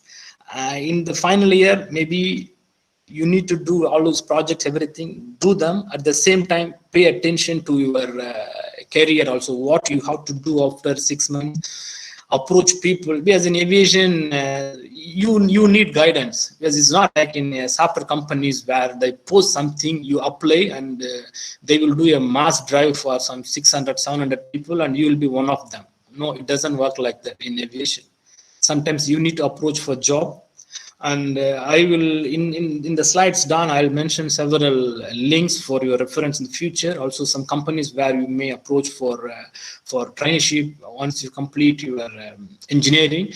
For the people who are interested in maintenance, just develop your interest further and just read here and there to have some basic ideas. Because see, when you go somewhere and you show that you want to do some training there, maybe they will expect something from you, at least if you know some ABC of maintenance. So when you talk about these things, don't talk if you don't know, right? Just go through this if it is easily understandable and do your own thing, and then you can talk a bit and impress them, and you will get somewhere something. There are positions, a lot of things out there, and the only thing you need to do is you need to show your interest and follow the right path. Okay. So these areas in engineering, there are the engineering is like it is the core of the maintenance organization, because in maintenance they do the activity exactly what needs to be done, but they will do there. But in engineering, they are the one who is exactly telling what needs to be done and when, where everything is done in engineering. Engineering is the place where you guys can be part of with your engineering degree and good analytical skills and an appetite to learn and perform at the biggest stage. So under engineering, there are different sections. The one is the technical services. Under technical services, is the maintenance programs, the one we talked about a lot in the last few slides. And there is airframe, a specific engineering role for airframe, and a specific for avionics, the electrical systems on the aircraft, and power plant. There is a section called reliability, where you measure the reliability of the aircraft, reliability of the components, you analyze. It's quite interesting role, and we can be part of that as well. And the third one is a maintenance planning, and that's also a very interesting one. And the technical records, there is also technical publications. I didn't put it here, but that's also part of the engineering function. Then in the maintenance, there is line, hangar, or base, and workshop. And in supply chain, there is procurement and material planning. So these are all the different areas where you can try for your job. And to begin with, you need to find a training somewhere in the airline or MRO. Recently, there was an opening in Indigo. They were asking for freshers to join them as a trainee. So keep browsing those sites like Indigo, then Vistara, Air Asia, Go Air, SpiceJet. So all these web pages, you keep browsing them. Whenever there is an opening, try to apply, or even without openings, if you know anyone there, and if you get any contact working for those places, try to approach them and express your interest to ask for a training. Also in Airworks in GMR, so there is one in Hosur, Taneja, and many of the people who are in bigger places now, they started the career in Taneja, in Hosur it is, right? You can go there and you can try for your training there as well. Okay, now let's move to the next topic. What an airline is looking for from any talents. So here, the one we already discussed, the airline MRO, we already discussed what is an airline, what is an MRO. Now, the job is classified, you can classify as support services and certifying roles. The certifying roles are these in the middle under maintenance. Whatever is in maintenance, they are certifying roles. Line, hangar, or base, and workshop, they are certifying because it needs a license to certify on the aircraft. And the other one, the engineering, whatever there, it is called supporting roles. Okay, we from engineering background can join the support services. Also, people with a license also can join, but it is balanced with their experience, because the aircraft license with certain amount of, I believe, some 7 or 8 years of experience is equal to an engineering degree. So those people will also come in picture for the support services. And for you, your engineering degree with 1 or 2 years of experience is sufficient to join as a support service engineer. So when you join as a support service engineer, you will become a technical service engineer or reliability engineer or maintenance planning engineer or material planning engineer. So however it is, so there are wide variety of domains there, so you can be part of it. So also in quality also, engineering graduates can join. Now then some facts about the actual airline business. For in terms of employment there, every MRO airline is having around 10% of the roles that aeronautical engineering graduates can fit in. The important point is without any aircraft license. Okay, I'm also part of that. Ironically, for all these roles, other engineering graduates can also compete for. Yes, it's true. Actually, even some of my colleagues who are not aeronautical engineering graduates, they are like mechatronics, mechanical, industrial engineering, production engineering. So all those graduates are also there. It's not like in certain places where specifically they will look for aeronautical engineering graduates. Maybe I even for myself, I don't remember exactly if there is a place where they look for only aeronautical engineering graduates. Even in HAL, they may say aeronautical engineering, mechanical, triple all those stuffs, right? So there isn't a place where they specifically look only for aeronautical, maybe in ISRO, not sure about that. So in airline, for most of the support services role, they recruit people from other branches as well, mainly from mechanical. Because you take any job description, you will find a degree in aeronautical / mechanical / electrical. Okay, so it means when you are there, and there will be at least another 5-6 other guys who will compete for the same role. At the moment, only 1 out of 5 engineers in maintenance organization is from aeronautical engineering background. So I would say this is maybe people are not trying too hard to get into that. There are plenty of aeronautical engineers coming out every year, and if people are not trying, you will not get the chance, right? So maybe you need to give a try now, and I believe maybe in the future we will see more aeronautical engineers in the maintenance field. Now, what exactly they are looking is like, just this I took from a recent job for a fresher for a maintenance planning role. So exactly I copied from the job description. So engineering degree, aero, mechanical or electrical, good analytical skills, general knowledge of aircraft and engine system. See, if you consider the first line, aero, mechanical and electrical, only the aeronautical engineering background can have a bit of the third point, right? The third point will not be there for the mechanical and other people. So good computer skill, proficient with MS Office, and ability to communicate to technical information effectively. So one added advantage for aeronautical engineers is they may have advanced info about some aircraft systems and other things rather than the other people having. So you will have an upper hand on that part. So that's a plus there. Now moving to the next one, how to prepare yourself to be ready for a role in maintenance field.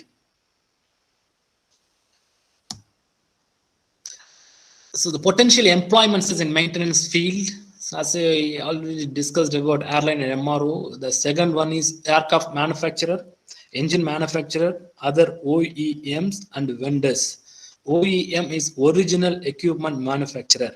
So aircraft is an OEM also. So engine manufacturer, there are plenty, like Rolls-Royce is there, then Pratt & Whitney is there, then Safran is there. So many engine manufacturers are there. And the aircraft manufacturer has already discussed about that. We have Airbus, Boeing, and Embraer, Bombardier, So these are all the massive ones, and also the ATR is there one as well.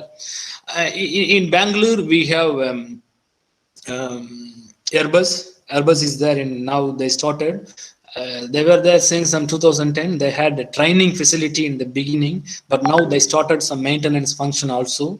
So there is a place to look for. Also, like last 6 months back, they had a massive recruitment drive, particularly for fresh engineering graduates, and they were specifically looking for aeronautical engineering graduates to join them as trainee engineering graduate. Something after a year or two, you will be promoted as a junior engineering officer, something like that. And also specifically, they were having some programs for women, for specifically for women engineering graduates. They had a separate program. So keep looking at their websites, and you start applying for them. So if you have interest, and you will join them. And working for Airbus is a very prestigious thing, because in the past you'll never imagine a guy working in India work for Airbus, because Airbus was based in Toulouse in the past, but now they have a office in Bangalore as well. So when you are working for Airbus Bangalore, it means you are an Airbus employee. In the future, you may get a chance to move to France as well. Okay, so Airbus is there in Bangalore, and Boeing is in Chennai. So Boeing is not exactly doing maintenance business in Bangalore, in Chennai, but they are doing technical publication. That's also like allied business of aircraft maintenance. They're producing manuals like aircraft maintenance manual, IPC, the TSM, SRM, WDM. So all those things they are doing there.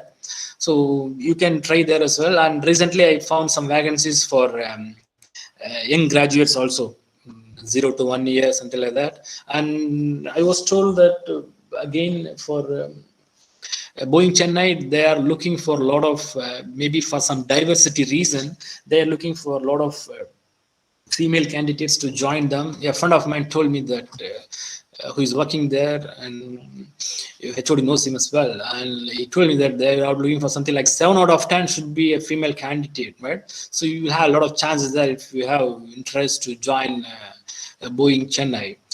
And these are all the major things. And Rolls-Royce are having some facility in Bangalore. Not sure what exactly they are doing, so keep checking them. And GE is also having some facility in Bangalore and Pune in some other parts. So these are all those various manufacturers and OEMs that are doing business in India. And I will tell you that things are like shaping up well, and it's expanding, and there is a lot of exposure now. So in the future, maybe 5 years down the line, the field will be more expanded than what it is now. So you just keep your interest up, and if you just get into those who are in final year and the pre-final year now, so if you get into the maintenance field now with bit of experience, like 4 year or 5 year down the line, you will become an engineer, proper engineer, and with decent pay, and it's just a good job, right? So then the regulatory bodies, as I told you, the regulatory body, they are also recruiting a lot of people. The one in India is the Director General of Civil Aviation. Keep looking for their openings as well. They used to recruit airworthiness officer, and they are specifically looking for aeronautical engineers. They look for other people also, but when you have aeronautical engineering degree, you have more weightage than the others do. Okay, so these are all the different options that you can look for. So the airlines, the various airlines in India are Air India, Indigo, SpiceJet, Go Air, Vistara, AirAsia, and Blue Dot. Blue Dot is a cargo airline. It's not an airline; it's a cargo operator. Okay, Blue Dot is based in Chennai, and if some of you are from Chennai, you can definitely walk to the airport in Cargo Gate. And if you meet someone there, try to talk to them, and definitely people will help you. Okay, Blue Dot. And AirAsia is in Bangalore. If you have a chance to visit Bangalore and make use of it, and try to approach people and get in touch with them. SpiceJet is having a big facility in Chennai as well. They have a hangar facility in Chennai. Indigo and Go Air is in Mumbai, and Indigo is in Delhi, and Air India is having facilities in Cochin, Trivandrum, and also in Mumbai also. MRO Airworks, as I told you, it's in a lot of places. The bigger ones are in Bangalore and also in Cochin, Mumbai, all those places. And GMR is a single facility located in Hyderabad. And manufacturer Airbus and Boeing. Regulatory body is DGCA. Keep watching DGCA website.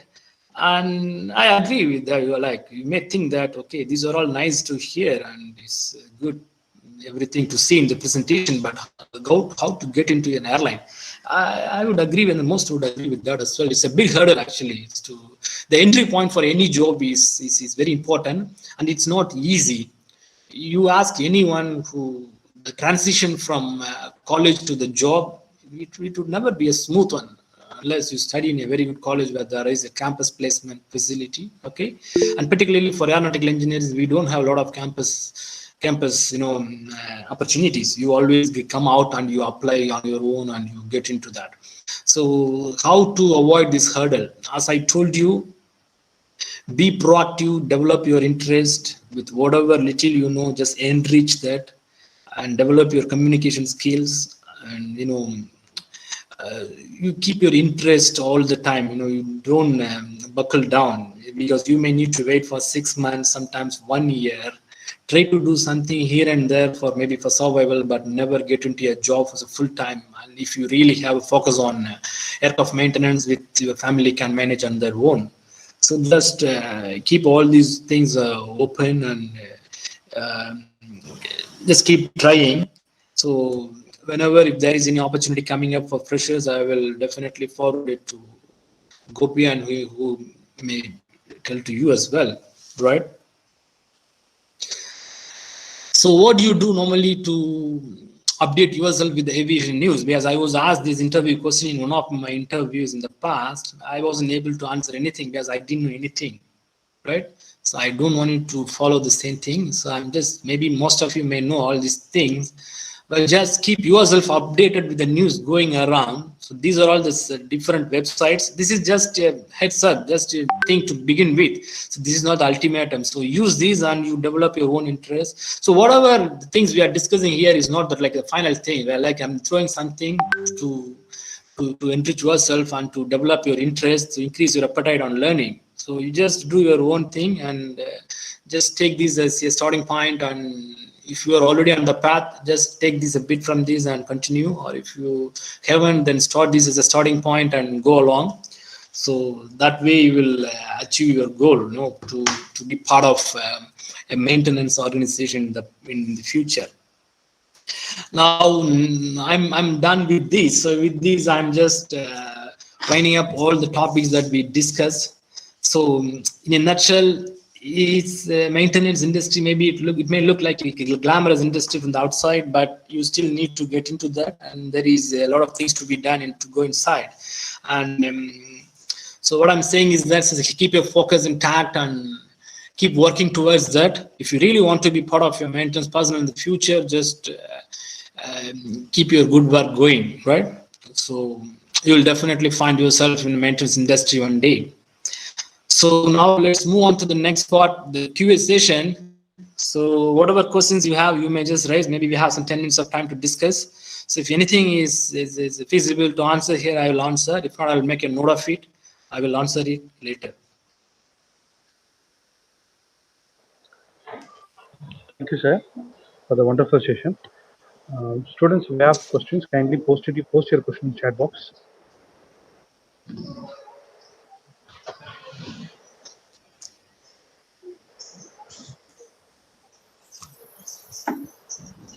Also, I mentioned my email here. If any of you want to have any clarification on the topics we discussed or any additional information you need, feel free to write to me. And I understand, it's not like an easy thing to do a webinar. Maybe if it's an in-person seminar hall discussion, I could have made it more interesting and you would have also felt a lot at home. But this is the way, due to the circumstances. So just write down whatever, if I need additional information in the future. Now, let's see if anyone comes up with the question, I'll try to answer them now.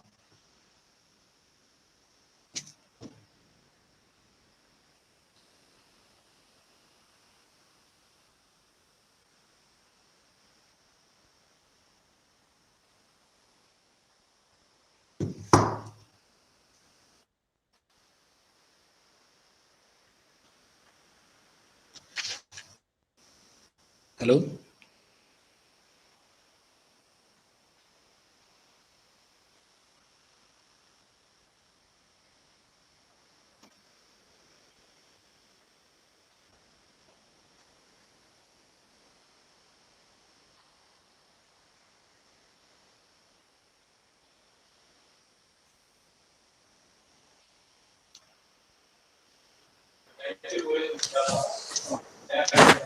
So there is a question posted in the chat box, sir. Yeah, okay. What are the matters expected for freshers in maintenance company? So as I told you, in terms of skills, like is the basic thing that you develop during your engineering, right?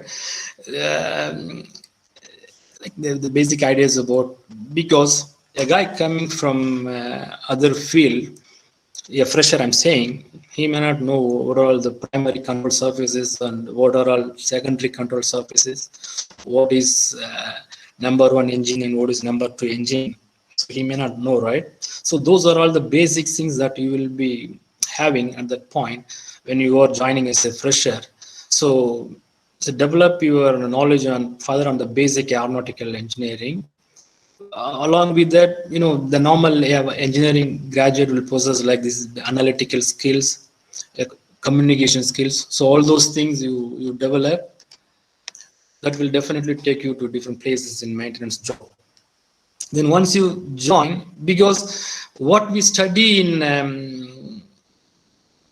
engineering is completely different from what we're gonna do, right? So you just be ready for this minimum things. Then once you get into that, then every day you will learn something new and develop from there, and you will find your way to achieve greater heights.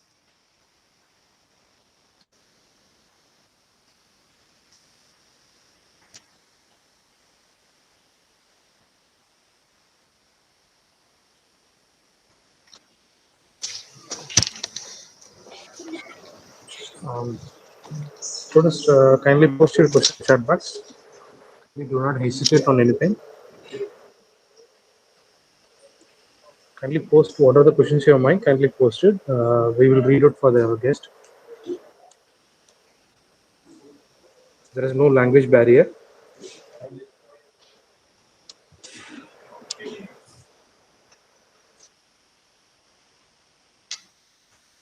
Questions are posted, sir. Yeah, that's what I told you. This actually in Indigo recently they were looking for some interns to work with, and it's pretty much intense actually. So you will do for 1 year, and once you do the job there, and you will see the intern. You normally will work with the people there, and you will get to rub shoulders with them. You get more ideas from the maintenance activity there. And if you do the thing for 1 year, and if there is a vacancy in the end, and if you are doing good to them, and they will absorb you definitely. So what I would say is normally it's not like in other sectors, like in design, you will have a periodical internship opportunities. For example, if you take HAL or any other organization, in fact, and they will come to you and you will go inside, right? But in airline or MRO, it doesn't work like that. So anytime you can approach, and if there is a vacancy, you will definitely get into there.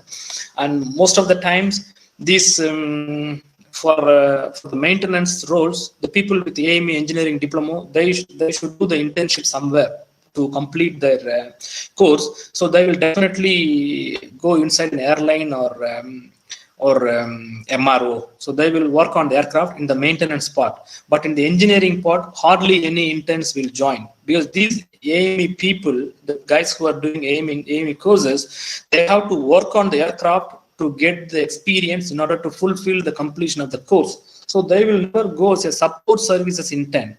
So for the support services intern, it is as the engineering graduates who can join and who can contribute, who can learn the experience. So for that, you need to approach. Unfortunately, I don't know, for whatever reason, maybe these people, they don't have this the system of taking interns to work for the support services function, be it in engineering or in maintenance planning or in logistics, which is the supply chain, or quality control. They hardly take any interns, but still you can try to get into that. You approach all those places where I mentioned already. So you talk to them and you try to find out. You'd always go through the network. You develop your network, you try to find someone there, you extend your network, you ask them, you express your interest. At the same time, you prepare yourself. Sometimes intern, it may be without pay. Actually, for aviation, you need a lot of patience. It's not like you will you complete your engineering and right after that, the next month you will be paid like handsome salary. No, it doesn't work like that. It may work at some point, but not for everyone. Sometimes you may work for 6 months, 1 year without any pay, even to get that experience, which is gold, right? Because you will give a lot of fruits in the end. In the future, 1 year of experience will give a lot of results. But to add that 1 year is really, really a tough thing. So you have to add brick by brick to make a big work. So even if it is for no pay, I would recommend you get into this. There's a lot of people, they don't get that. So when you get a chance, people are saying that if it's like tiny, never mind, you join, get into that and develop your skills and develop your network. The aviation network is very important. You need to develop it all the time. You join them and develop, and it will give you a lot of good things in the future. Okay, so what is the process to apply internship for job in airlines? So for the internship, as I told you, that they don't publish normally in the websites.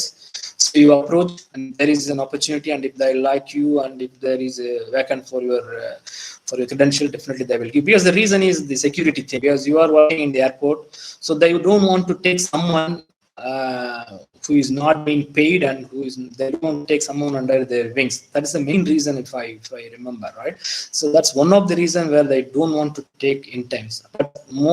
But that thing is not a hurdle for support services, because most of the support services offices are outside the airport ramp area. It's not the inside. Because for the maintenance people, they need to get into the airport, they need to work on the airplane.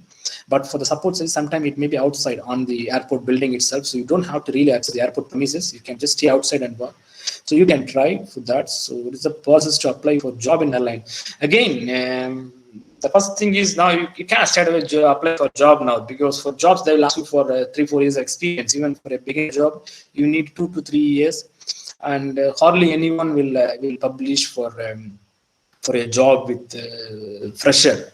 And very recently I saw one from Indigo, and they were looking for a fresher, and that's a proper intern position, right?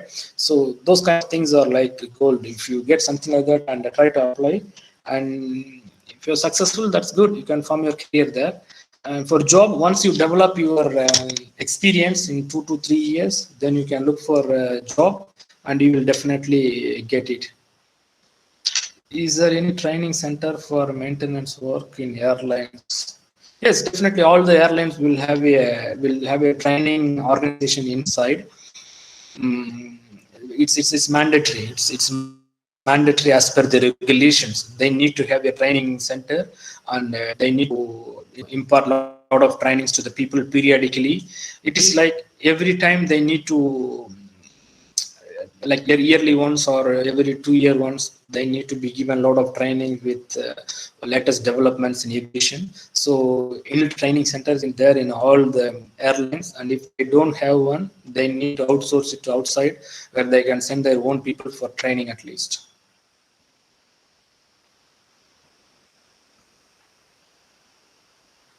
This you have to ask your HOD.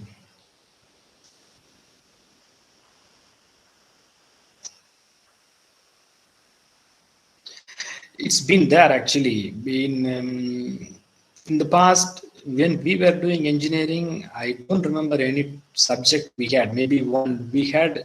We never gave any importance to that.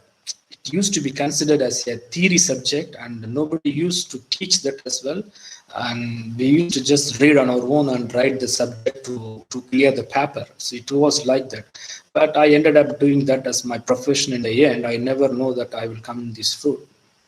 Had I known, maybe I would have taken that as a serious one that time. But now I believe still you have a lot of electives. It's up to the people who are dealing with that.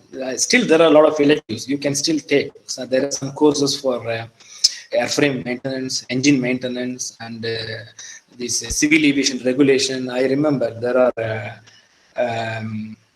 So this was updated by Aero HOD. Okay, so I didn't see that. You can take maybe, but the thing in our engineering colleges is they take the elective one elective. It's 60 students or 70 students. It's the same elective. They never had this thing of splitting the elective based on the students' interest. So maybe in the future you can do that. Like if somebody is interested in aircraft maintenance, maybe give them from the electives and give them more subjects to study an aircraft maintenance. And somebody is interested in other design aspects, maybe give them based on their interest. So that is one way to improve their curriculum, at least to study more on aircraft maintenance when they are in the college.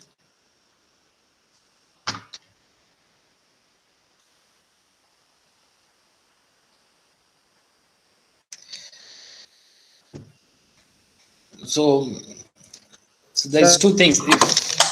Yes, sir. Sir, this is Saranan, Assistant Professor of the department. Sir, I'd like to know the role of augmented reality and virtual reality in maintenance field, sir. It's not clearly audible to me. Sir, what is the role of augmented reality and virtual reality? You mean in aircraft maintenance? Yes, sir. Yeah, actually, in the past, there wasn't that sophisticated system where, In the past, we didn't have that system where the computer will tell where exactly the problem is. But now we have a lot of sophisticated system in the advanced airplanes, like in Airbus A350 or Boeing 787. We have such systems where there is an issue. You don't have to troubleshoot and find all those steps with a lot of different trial and error steps. So the computer will highlight you where exactly is the issue. So you just fix it. And more advanced thing, even when the airplane is flying, if there is any issue on the airplane, it can transmit to the ground and it can alert you that this particular airplane is having this particular problem. You can even prepare yourself with the required, if there is anything needs to be changed, you can prepare that, and the particular skill person and also the required tools and materials. So everything you can prepare in terms of preparation to avoid additional grounding. So you can reduce the time where you can sort out everything in the quickest possible time.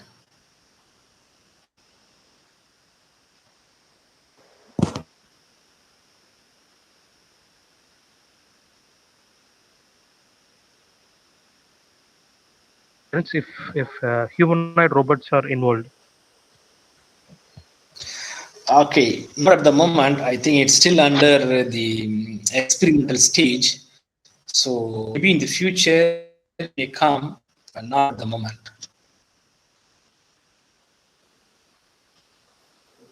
Okay, sir. Sir, there is a talk is going on that there is a lot of electric planes are going to introduced in the immediate future. So what is that? Yeah.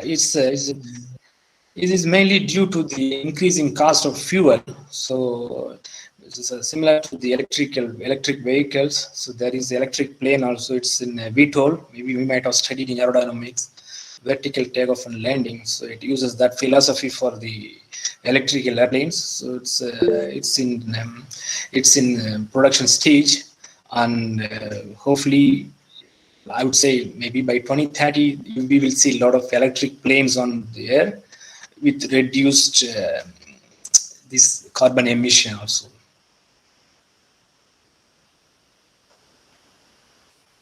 Thank you, sir.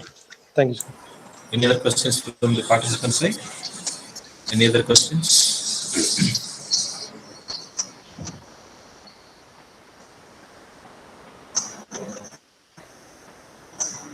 Mr. Saran, if there is no question from participant side, you can go ahead, please. Okay, sir. So, Okay, I Gopi, think thanks.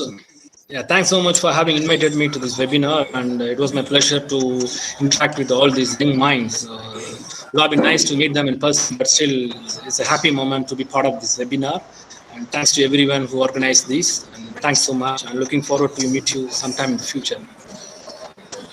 Thank you so much, Thagapillai. Over to Mr. Saravanan. Thank you. yes, sir. So it's our pleasure to have you, sir. So it's my immense pleasure to deliver the vote of thanks for this wonderful seminar.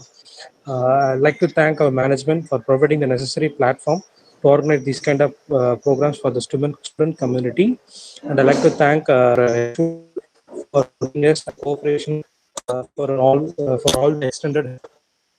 And finally, I'd like to thank our students for their attentiveness to the and gave a lot of information from the chief. So thank you so much. Thanks to very valuable session. So thank you, sir. Thank you. Bye.